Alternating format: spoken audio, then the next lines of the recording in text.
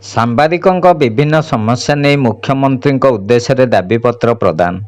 ନୟାଗଡ଼ ଜିଲ୍ଲା ସାମ୍ବାଦିକ ସଂଘ ପକ୍ଷରୁ ସାମ୍ବାଦିକମାନଙ୍କର ବିଭିନ୍ନ ବହୁ ପ୍ରତୀକ୍ଷିତ ସମସ୍ୟାର ସମାଧାନ ପାଇଁ ମୁଖ୍ୟମନ୍ତ୍ରୀଙ୍କ ଉଦ୍ଦେଶ୍ୟରେ ଏକ ଦାବିପତ୍ର ପ୍ରଦାନ କରାଯାଇଛି। ନୟାଗଡ଼ ଜିଲ୍ଲାପାଳଙ୍କ ଜରିଆରେ ପ୍ରେରିତ ଏହି ସ୍ମାରକପତ୍ରରେ ଜିଲ୍ଲାର କାର୍ଯ୍ୟରତ ସାମ୍ବାଦିକମାନଙ୍କ ସୁରକ୍ଷା ଓ କଲ୍ୟାଣ ନେଇ 4 ଦଫା ଦାବି ଉପସ୍ଥାପନ କରାଯାଇଛି।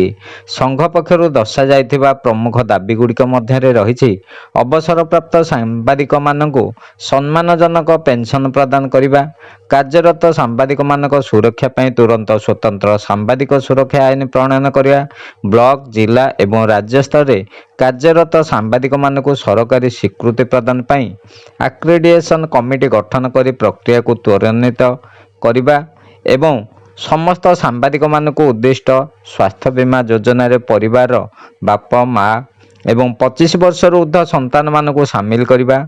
ଏହି ଅବସରରେ ସଂଘର ସଦସ୍ୟମାନେ ପ୍ରକାଶ କରିଛନ୍ତି ଯେ ସାମ୍ବାଦିକମାନେ ସମାଜର ବିଭିନ୍ନ ସମସ୍ୟାକୁ ଲୋକଲୋଚନକୁ ଆଣୁଥିବା ବେଳେ ସେମାନଙ୍କର ନିଜସ୍ୱ ସମସ୍ୟା ପ୍ରତି ସରକାର ଦୃଷ୍ଟି ଦେବା ଜରୁରୀ।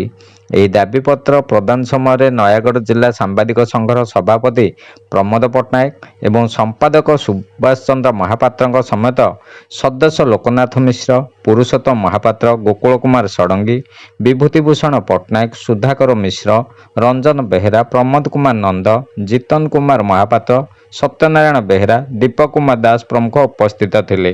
ଶିବନାରାୟଣ ଦାସଙ୍କ ରିପୋର୍ଟ।